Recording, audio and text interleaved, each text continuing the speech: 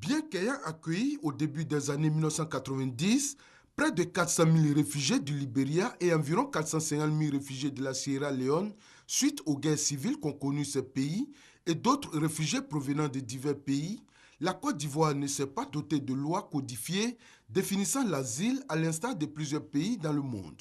Pour combler cette insuffisance, les institutions concernées ont décidé de trouver un cadre de rencontres, d'échanges et de réflexions sur l'avant-projet de la loi d'asile. Depuis cette ratification des différentes conventions, la Côte d'Ivoire n'a pas encore mis en place un cadre juridique interne favorisant cette protection. Et comme vous le savez, la dernière constitution de la Côte d'Ivoire consacre le droit à cette protection internationale.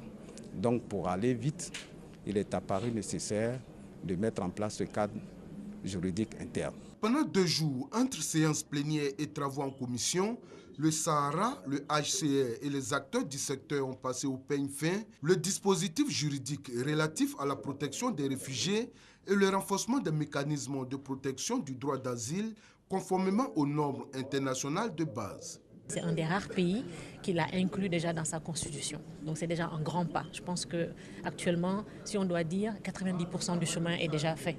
Il nous reste ces 10%-là et nous espérons les avoir, achever ces 10% au travers de cet atelier. L'asile est défini comme la protection qu'accorde un état d'accueil à un étranger qui ne peut, contre la persécution, bénéficier de celle des autorités de son pays d'origine. L'asile comprend la protection, l'assistance et les statuts accordés par les autorités d'un pays à des personnes ayant la qualité de réfugiés ou de demandeurs d'asile.